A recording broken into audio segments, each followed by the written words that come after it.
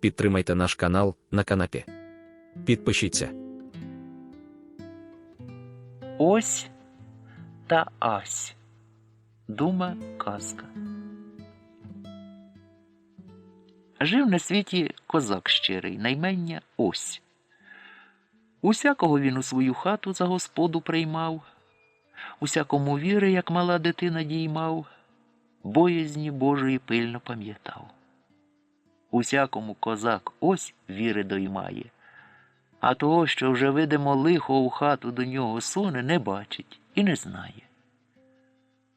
Шусть якось у хату до козака Ося москаль. Кто здесь хозяин? Ось. Пришел к тебе на постой я, москаль Ась, и принес тебе такой приказ: быть тебе у меня в послушании и во всем не верить. А чого ж воно так, що мені в своїй хаті меншувати, а тобі, приблуді, старшувати? Потому, милый, что ты хохол Ось, а я москаль Ась. Ну и вышел такой приказ, понял? Я тебя, хохла, учить уму-разуму должен. Чи будешь це по святій правді? Все будет по чистой правде. Верь моей службе царской и совести московской. І каже козак Ось: немале є це діло у послугу себе тобі отдавати. Годилось би нам, москалю, щоб ненароком слова не зламати, присягу приймати. Это дело не тяжелое, могу. І козак Ось із москалем Асем святу ікону здіймали, на стіл покладали, цілували, один одного не кривдити, не гнівити, як рідні брати жити клялись, присягались. Живе москаль Ась, як сир у маслі, в осеному добрі купається. Хата в козака гарна, біла. Хата біла, а жінка молодая, мила. І думає москаль Ась: хорошо в этой хате хозяином быть, припеваючи жить да поживать, надо бы это дело обмозговать. Тоді москаль святу присягу добре пам'ятає. Козака Ося із-за столу до порога обідати посилає. За попихача, за наймита має, та про те, як би його зовсім здигатись, щоб і перед очима не стовбичить, думає, гадає. І каже козаку Осю москаль Ась: вышел вот какой приказ. Ходить тебе по свету 107 лет. Босому по дороге, голому на морозе, на Божий свет глазами не смотреть, с добрыми людьми речами не говорить, а уму-разуму научиться. Вот какая тебе, милый, задача заковыристая. А як же я у світі маю розуму набратися, коли світ мені буде зав'язано? Світ зав'язано, ще й говорити до людей заказано. О, этим мне разбираться нет времени. У нас по-московски все делается быстро. Раз, раз, и вышел такой приказ. Хорош ли, дурен ли, а после разберут, а ты хоть лоб не исполняй, потому присяга дело святое. Тоді козак Ось святу присягу пам'ятає. Голий і босий із своєї хати в дорогу рушає. І пішов козак Ось босий і голий. Босий по дорозі, голий по морозі. Очі йому хусточкою крамною зав'язані, по дорозі спотикається. Говорити йому до людей заказано, дороги не спитається. 107 років по світу блукає, з прямої стежки збивається. Світ йому заморочився, до своєї хати дороги не знає, серед битого шляху спиняється. Об каміння ноги побив, руки обтер не поколов, своє лице сонцем попалив, пилом запилив, дрібними слізьми умивається. Зустріли його люди, дивуються. Один каже: сліпий, другий каже: дурний, третій каже: долі йому немає. І стали козака Ося люди питати: чи ти сліпий, чи ти дурний, а чи долі тобі немає? А козак Ось Святу присягу пам'ятає, словами до них не промовляє, а із-за пазухи от серця реберця калинову дудку виймає, у дудочку грає, як тими ж словами до людей вимовляє. Слухали люди, дослухались, догадалися. І не сліпий він, і не дурний він, і доля щасна десь за морем дбає за нього. Світ зав'язано, і говорити заказано. Будемо йому нетязі світ розв'язувати, до його хати стежку йому показувати. І очі добрі люди осиві розв'язали, і стежку йому до його хати показували. Бачить москаль Ась, не так, як він гадав, вчинилося, почав знову мудрувати. І козака Ося у хату він уклінно закликає, садовець за стіл, ласощами його шанує, медом, вином, горілкою частує, рідним братиком узиває. І почав москаль Ась гіркими сльозами плакати. Став жалувати козака Ося лукавими московськими словами. «Братец мой родненький, братец мой кровненький, какой же ты страдный! Вижу я, не жилец ты на белом свете, не сегодня-завтра помирать будешь». Козакові Осю хміль голову розбирає. За рученьки він бере москаля Ася, стиха весело його розважає. «Не журися тим, брате мій Асю, серця свого не в'яли, головки не суши. Аби між нами, братику, правда була, а сили у мене ще за чорного вола». А москаль слухати не хоче. Плаче, побивається. «Помрешь, родной, помрешь, страдный, тебя уж, братец, сырой могилой пахнет». Та чарку йому за чаркою. І упився козак. К лихому дідькові. Тяжко упився.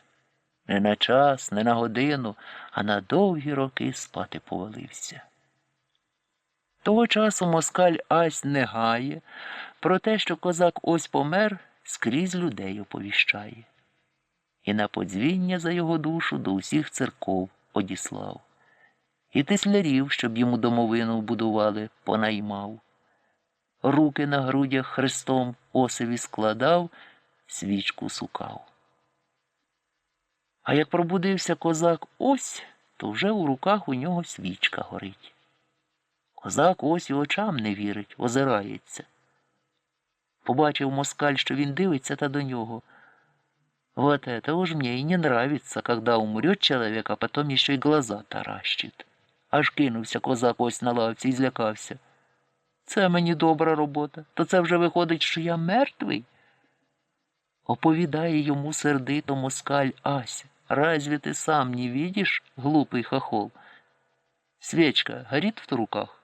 Горит. Гроб на тебя мастера делают? Делают. В колокола по твоей душе хохладской звонят? Звонят. Значит, помер. А помер, то и разговаривать нечего. И лежи спокойно чин-чином, как мертвому полагается, пока тебя в землю закопают». Мороз поза шкурою козака Ося подирає. «Чого ж я мертвий, коли я все бачу і все знаю?» «Щось тут не гаразд ти робиш, москалю. Треба хоч людей розпитати». Москаль Ась б'ється в поле руками. «Ах ты, боже мой, какой это хохлый глупый народ! Тебе и после смерти скандал затевает». «Да знаешь ли ты, голова, что тебе люди за то, что ты свято своего дела мертвецкого не разумеешь, осиновый кол в голову забьют? Эй, братец, не срамись, хотя на последней дороге. Тебя я обманывать не стану, верно говорю, помер». «Ой-ой, москалю, віри вже я тобі не діймаю, зараз уставати буду». А москаль йому нишком на ухо й каже: «А святую присягу помніш?»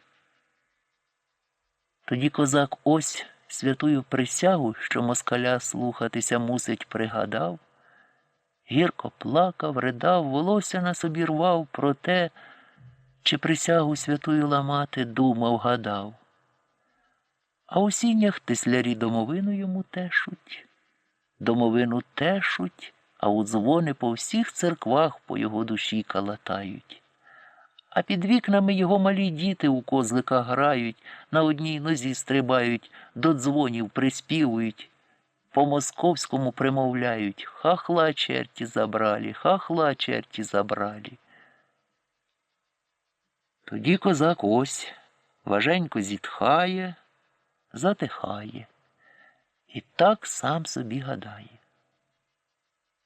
коли тепер буду я вставати, буду своїх дітей малих колихати, лякати, будуть діти мої за Марюку мене приймати, з рідної хати тікати. А москаль тим часом швиденько знову складає йому руки, скріпляє очі і хрестить його: Бог с тобой, спокойся, лежи смирно до страшного суда Божия, до последней труби ангельської. І далі думає козак ось, гадає: та хіба вже москаль зовсім не мав совісті, щоб живого мене в домовину ховав? Як так, то й так, буду помирати, буду у світі менше горя зазнавати. Тоді козак ось важко зітхає, очі склепляє, руки щепляє, не дихне, бровою не ворухне, лежить мрець мерцем. Збирались до хати люди, щоб козака Ося ховати.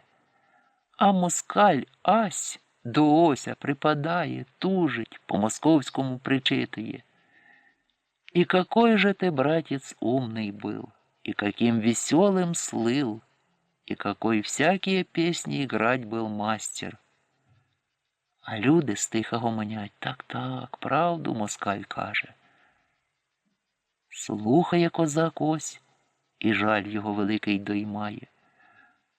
Коли чує козак ось, на дворі гримить, і ліс ламає, хату хитає, козакова щасна доля із-за моря прилітає.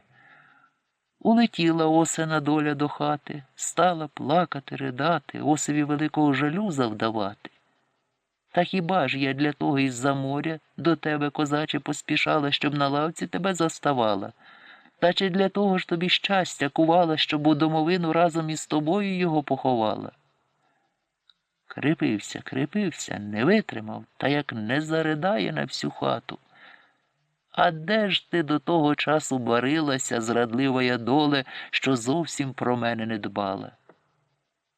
Зачувши, забачивши цеє, люди хвилювали, дивом дивували, один до одного промовляли: скільки живемо у світі, а того ще не бачили, не знали, щоб людину живцем у землю ховали.